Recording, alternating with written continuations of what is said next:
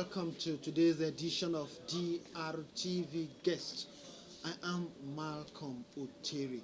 Now, today we have a very interesting personality that we are going to bring to you. An elder statesman, a former federal minister, and one person who is currently in the news today. And as we get talking, you're going to know why he's in the news and why we have to have him today and listen to him over what he is doing.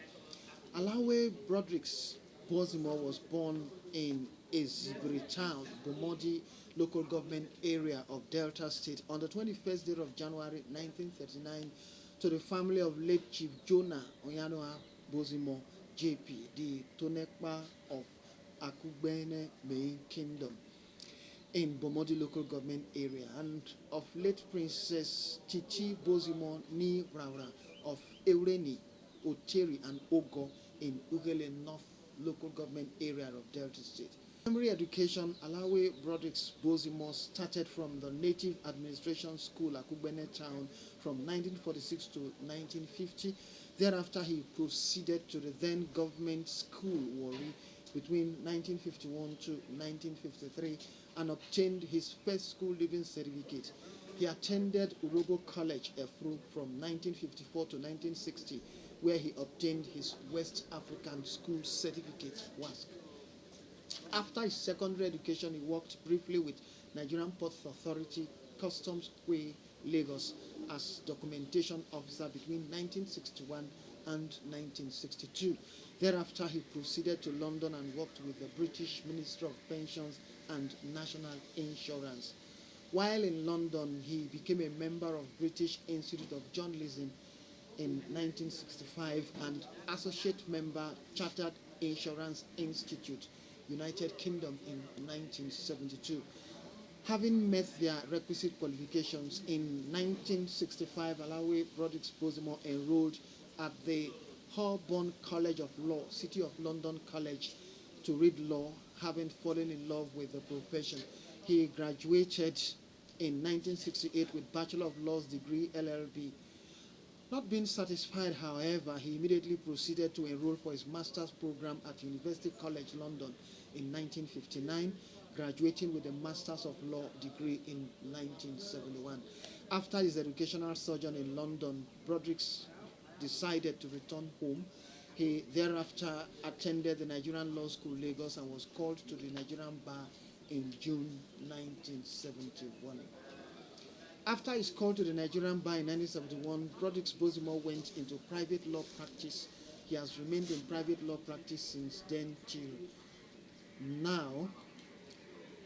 He has been called upon also to serve in various capacities across the nation while in the practice of the law profession. Also in law, he has been a chairman of the Warri branch of the Nigerian Bar Association. In politics, he has been chairman of the defunct Nigerian People's Party in then Bendel State between 1978 to 1982, and he was also the national vice chairman of the NPP between 1982 and 1983. He has been a member of the Governing Council of the University of Benin, a member of the Delta State Elders Council, Minister of Police Affairs. That's the one that we would remember him for very recently during the Obasanjo administration. And he has also been a member of the Delta State Advisory and Peace Building Committee from 2015 till date. Now, he is also very popular among his people, the Ijaw people, where he has served as a member of the Izokusutu, the Elders Council of the Izos. I'm sure that could be what is informing his present drive for the Ijaw people. Alawi, you're welcome to Drtv Guests. Thank you very much for having me. Okay, now let's go to the main point. Now, for some time now, you've been in the news, canvassing very strongly that an Ijaw should be governor in 2023. Now, what's your motivation for this? Well, I think in the first place, I am a very committed Delta. I have been in Delta State all my life. I came to Warri in 1947-48, and I schooled, as you can see from the CV, schooled here, went abroad, finished law, came back to Warri to settle. So I've been following trends in Warri, politics, and the politics of Delta State. What informs my position is that the Jaws, as you know, an integral part of this state. We, apart from the Urhobos, we consider ourselves quite much present in Delta State in terms of numbers and participation in economic issues, security, and basically we've been involved in the politics of Delta State for all these years.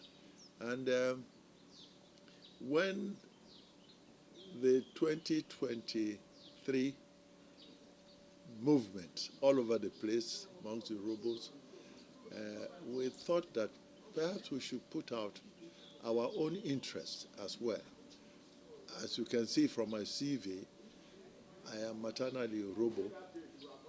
I speak Urhobo as well as Ijaw.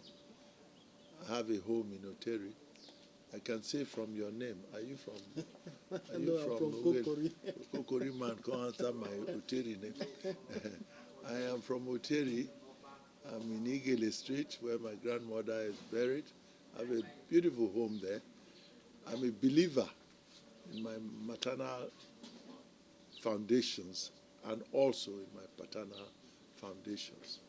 So I thought that my maternal people, the Urhobos, whom I love dearly, have had a fair share, and it is time for the Jaws to have a bit of the action. Because when two dogs they play, they must fall for each other. When only one they fall every time, you go see they go to back, they go to quarrel. So that is what motivated me. And I believe that it is only fair that the Jaws who've stood behind various ethnic groups, the Shakris, the Urhobos, and now the Anyoma people. When the Anyoma people conclude in a few years' time, I think precisely 2 years, the Jaws would have been out of relevance for 24 years. And if we do not get in now, we'll be in the cold for another 32 years. That is not fair. That is not right.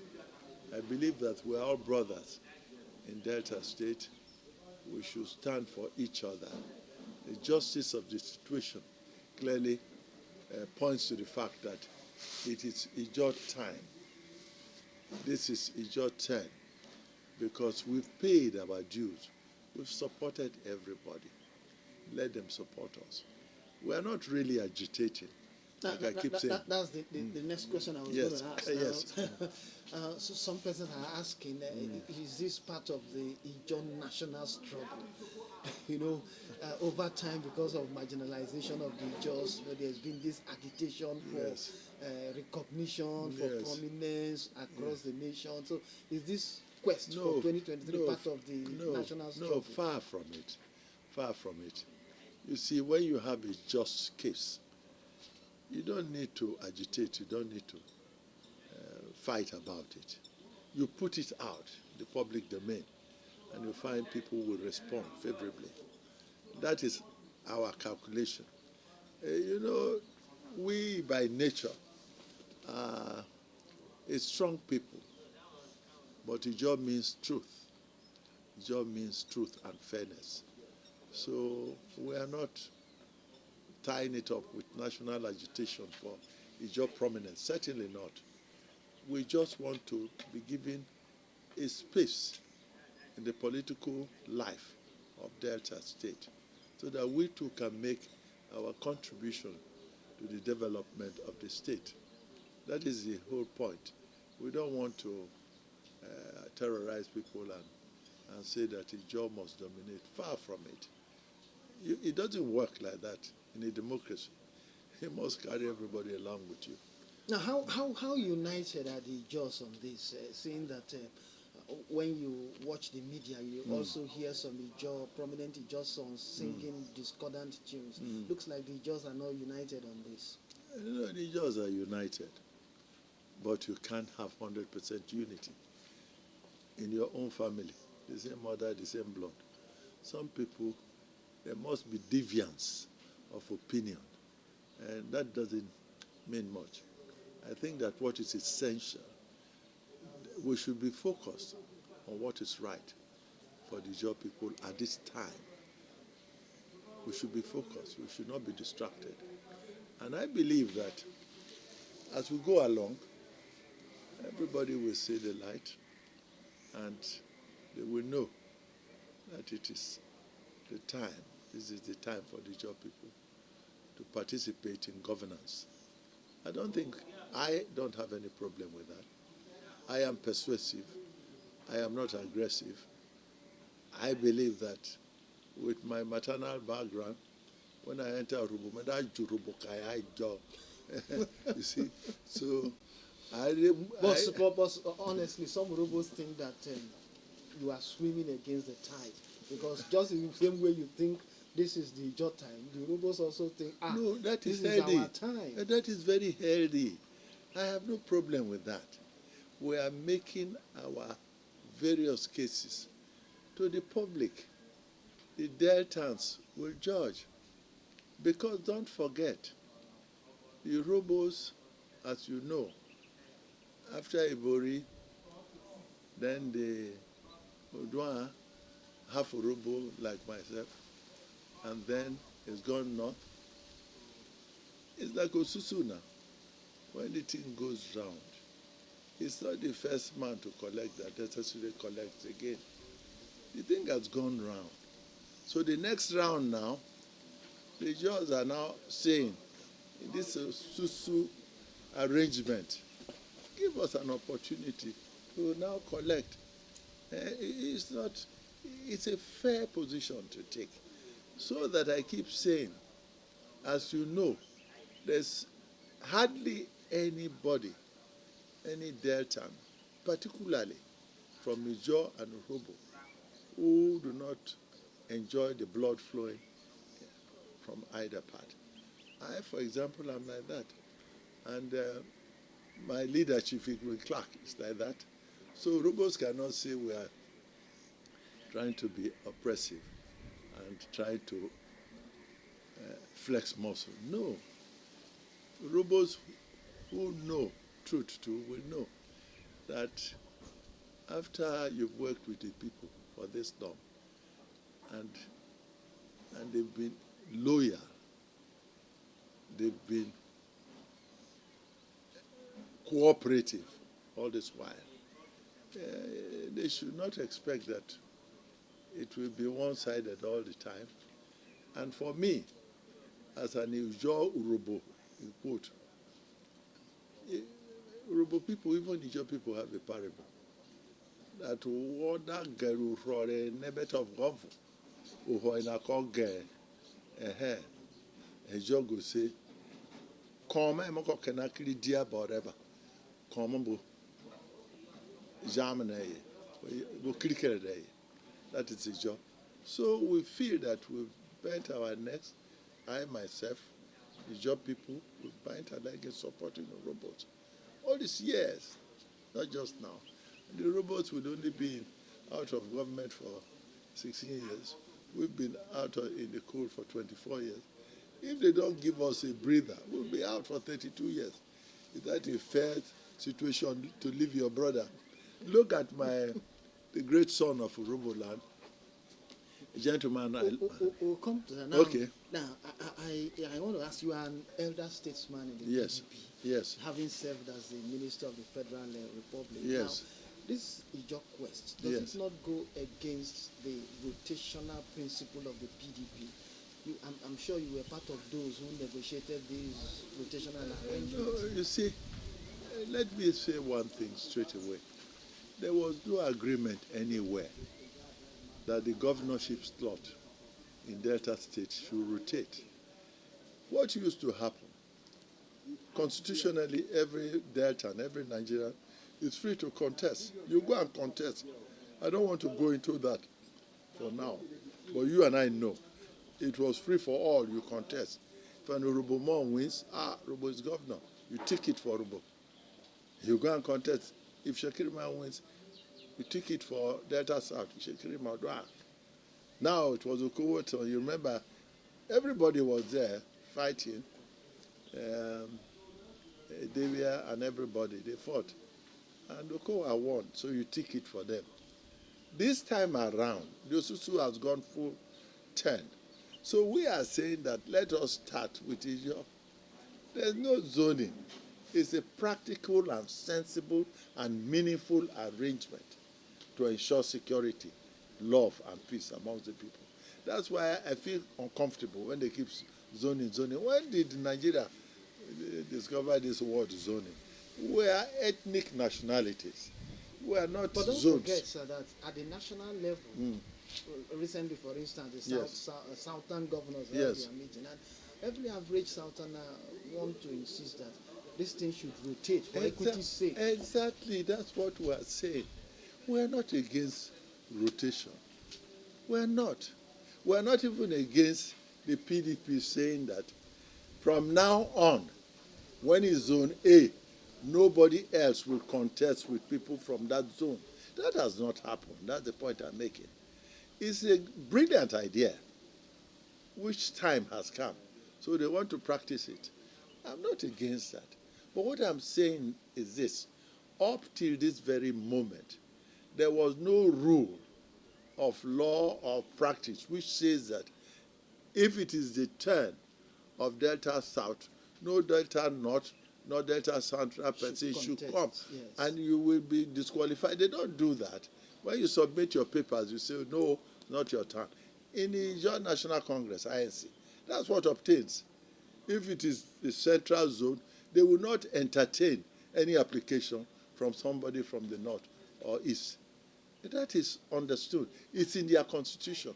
But it's not there yet in the PDP arrangement. But it's a good thing. But when the time comes, when the time is right for that, all of us will support it. But what I'm saying for now, it is expected that 2023, the whole Deltas who want to contest will go there again. That's what we are saying. But when they come, let them remember how we've supported them before, support us now. That's all. Okay, now let's look at this way. Suppose at the end of the primaries, the PDP picks a candidate that is other than Ijaw. Will you and other Ijaw politicians, will you consider having another political platform, maybe switching to another party? God forbid, it just don't operate like that. If we wanted to operate like that, we would be wasting our time dancing around like this. We just say, let's wait. If they're not take us, let all hell break loose. That's not our pattern. It's just people are loyal. We've always remained with the PDP and will continue to do so. You can see that the PDP as a party has been very gracious to your people. I served as Minister of Police Affairs, Minister Interior, Internal Affairs, under the PDP ticket. And of course, you know, President Jonathan is an Ijaw man. So why would we run away because it doesn't favor us? Our duty is to press home the point, a just cause and point, and pray that the powers that be will know that it is our turn because we've paid our dues. That is all. If they select any other person, of course, I expect that our people will support the choice. It's not an option for us to run away. You just don't run away from fight. You know us. Now, Fighters. let's look at this. Now, you are taking it very simplistically, speaking with you. Your own point is, oh, let's canvas and so on. But some Deltans are worried that this quest could create ethnic hatred and conflict between the Jaws and the Robos. And you have been traditional political allies with very close cultural ties all this while. Don't you have that worry too? I don't entertain that worry at all. What frightens me is that anybody who is canvassing that point is simply saying that the Jaws in their docility should not have a mind of their own, should not press for anything. I don't want to offend this. It can't be like life. It's not like that. You press your point home because you know you have a just cause. You argue it. It's not because you feel that if they don't play it your way, then all hell will break loose. No, that is not the point. But we have a duty to draw the attention of the authorities that we are deserving of this position. We've paid their dues. We've served other ethnic groups. And you see, one thing I want to emphasize is that I am a believer of ethnic grouping in this country. I believe in it. All the Southwest, North Zone, and all those things, they are not indigenous to our people. Somebody asked Awolowo, why do you always preach Yoruba, Yoruba? The man said, you must start being a good Yoruba man before you can be a good Nigerian. That is my view. That is why all my life, my student days, I was president of Western Region Students Union in the UK. I've always believed in that because our people from time have always been stepped on, messed up. It is only now that the Jaws have reared their beautiful heads and are saying we are standing to be counted. You can't push us aside like that. That is what we're saying, but not with any vigor, violence, and all that, because we are able to manage our lives. We are not violent by nature. It's when you step on the tail of a tiger that it springs up. We are not for that. We are for peace. We love our neighbors. We love Urobos. We love Ishakiris. We love Deltas. That's why we put forward our case early enough for people to listen to us. That's all. Now, let's look at you as a person. Yes. You are an elder statesman. Yes. And you are championing this cause. Yes. And some people who have loved you and followed you over the years, they are beginning to wonder, Lawe Broderick's Bosdemo, why should he, at this, with his stature and all that, be pursuing what can be said to be an ethnic cause? But I've explained to you. Do I look like an ethnic champion? I am spread. Look, my father, Chief Joe Bosdemo, had wives, Shekiri wives. I have brothers who are Shekiri, Urobo, Ijo, all over the place. My wife, I have two wives. My senior wife, who is Justice Rosedin Bosdemo, currently administrator of National Judicial Institute, is Urobo and also Ishekiri of Foluwa. God's word is the maternal name of her father, Chief Odelo Foluwa. So when I went to see Udwa, I recounted my Shekiri-ness, if you like. I have brothers. My other brother, younger to me, Dr. Bosdemo, they have a Shekiri blood. He's related to a chief clerk. So I'm not into that tribal thing. In Urobo College, the late Ayomike, you know somebody who was killed a few days ago, was my best friend. We were in dramatic society, acted plays together, classmates, Urobo College, 1954, class of 54. And we went to UK, came back together. We're all Warri boys here.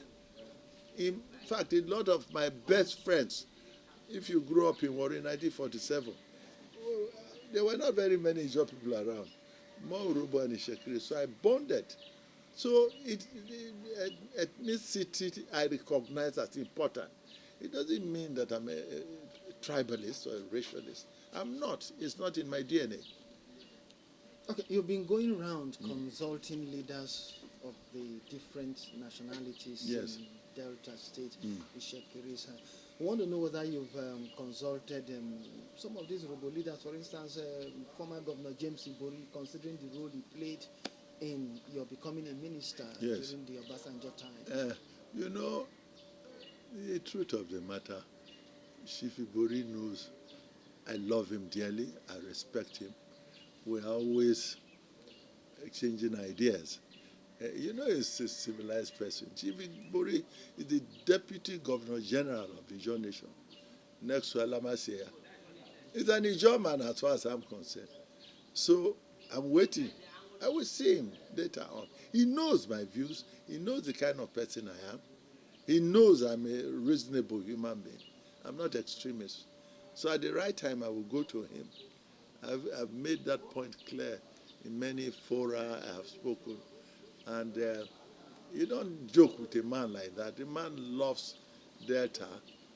Forget all this jazz that is going on about charges of criminality and all that. All that, as far as I'm concerned, neither here nor there. He knows me. He knows my heart. He knows we will talk. My only prayer is that because he's both an Ijaw man and a Robo man, he should not forget Ijaw. He should not forget Ijaw. He should not look only one side, though. As he didn't forget Ishekiri, he shouldn't forget Ijaw. This is the time we want him to show his character as a man of everybody. Okay, now, this is the final question before we come to a close. Now, there is this fear among some Deltans that given the underdevelopment in the Ijaw land and the difficulty of the terrain, that if a governor comes from Ijaw, is likely to focus on Ijaw and abandon all other parts of the state. I find that laughable. So it is all right for a German to have all the crude oil, to have all the wealth. And when it's time to develop don't give the power. The people who can develop their place. But when it's others, they should develop their places. Is that, in fact, is a question to which I object very vehemently. Because it's an insult to our intelligence as Ijaw people. How can anybody dare to say that because we are backward, we should not aspire to be governor? Because we may develop our area, we will not achieve them. Exclusively. But madam, in a how robo sharp people like Una Shekiri sharp like you think, where do we have the power? We don't control the state assembly totally. And we are not those kind of people. Look at the job people. We are generous people. With all the oil, all the facilities, we accommodate. When there is war in this country, the job always stand first to be counted. You saw the threat by some jokers, whether Boko Haram, coming to threaten us. He just did not wait for Rubo and Shekiri, anybody. Bring it on. We'll deal with you. They ran away. That is our spirit, but we are very fair. Very fair. We're not aggressive people, but don't provoke us. And this thing we're talking democracy. It's not provocation. It's reasoning together. That's what we're doing. But I will say that it is a very backward argument, or unreasonable argument for somebody to say. It's just you people are so backward. I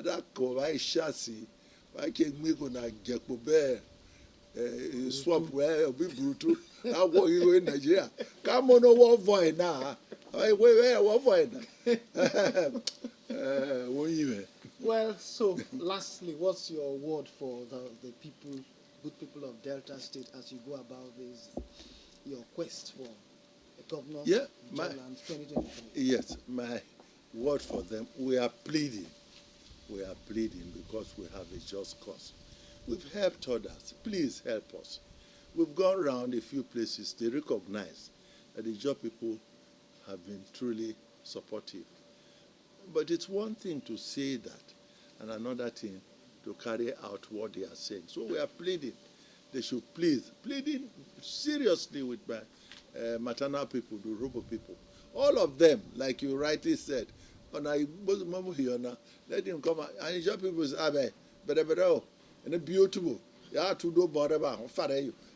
I'm getting it from both sides. But that is what life is about. I am chosen by God Almighty for moments such as this to be a mediator to moderate things. I cannot harm my mother's people. I can neither harm my father's people. I cannot harm Delta. We are working together. At the end of it, whatever position the PDP takes, we will abide by it. That's the position. Thank you very much, sir. Thank you.